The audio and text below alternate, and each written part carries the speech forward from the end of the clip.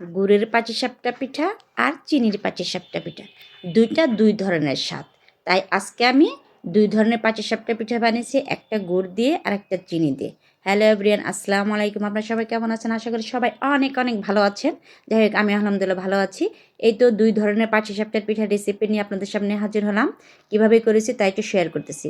এই যে এখানে দুধের মধ্যে সুজি, নারিকেল কুড়া আর খেজুরের গুড় দিয়ে এটা আমি খিরসা করে নিলাম।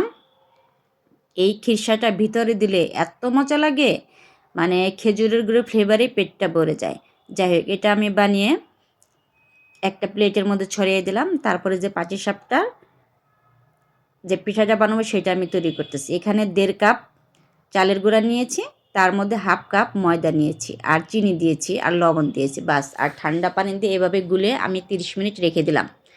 30 মিনিট পর এই তো হয়ে গেছে আমার ব্যাটারটা। এখানে আর একটু পানি মিশাইতে হবে। তারপরে যে একটা ফ্রাই প্যানে হালকা তেল দিয়ে দিলাম, তেলটা চারিদিক দিয়ে ব্রাশ করে নিলাম। এখন এর মধ্যে পাটিসাপটা পিঠা মানে যেভাবে ডিম ভাজে ওইভাবে ভেজে নিতে হবে, বাস।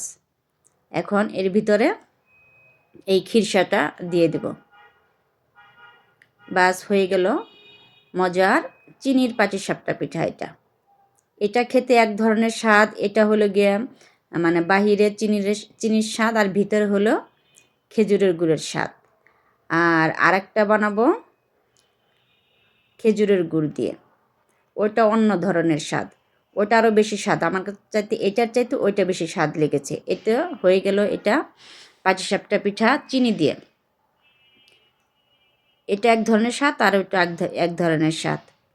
যাই হোক, এটা বানানো শেষ। এখন আমি ওইগুলার মধ্যেই, এই গুলাটা শেষ হয়ে গেছে, এই গুলাটা শেষ হয়ে গেছে, আবার নতুন করে আরেকটা গুলা ওইভাবেই করে ওর মধ্যে খেজুরের গুড় দিয়ে নিয়েছি। এখন ওইভাবে করে আমি আরও কিছু পাটিসাপটা পিঠে বানিয়ে নিলাম গুড় দিয়ে। আমার চাইতে মানে চিনিটার চাইতে খেজুরের গুড়ের ওই পাটিসাপটা পিঠাটা আমার কাছে বেশি ভালো লেগেছে। এই যে এটা মানে উপরেও গুড়ের ফ্লেভার আছে, ভিতরেও গুড়ের ফ্লেভার আছে। মানে এটা খেতে আমার কাছে বেশি ভালো লেগেছে। মানে দুইটা দুই ধরনের স্বাদ। যাই হোক, এটা বানানো খুবই সোজা। যদি খিরসাটা করা থাকে তাহলে পাটিসাপটা পিঠা বানাতে বেশি টাইম লাগে না। যাই হোক, আজকে আপনাদের সাথে দুই ধরনের পাটিসাপটা পিঠার রেসিপি শেয়ার করলাম। আপনাদের কোনটা বেশি পছন্দ জানাবেন। আমার কাছে এটা বেশি ভালো লেগেছে, গুড়েরটা।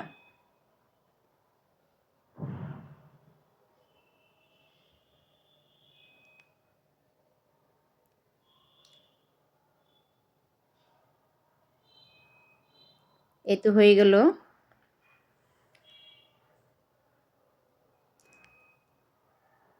যাই হোক, আপনাদের কাছে আমার এই ভিডিওটা কেমন লাগলো জানাবেন। সবাই আমার চ্যানেলটাকে সাবস্ক্রাইব করে দিয়ে আমার পাশে থাকবেন।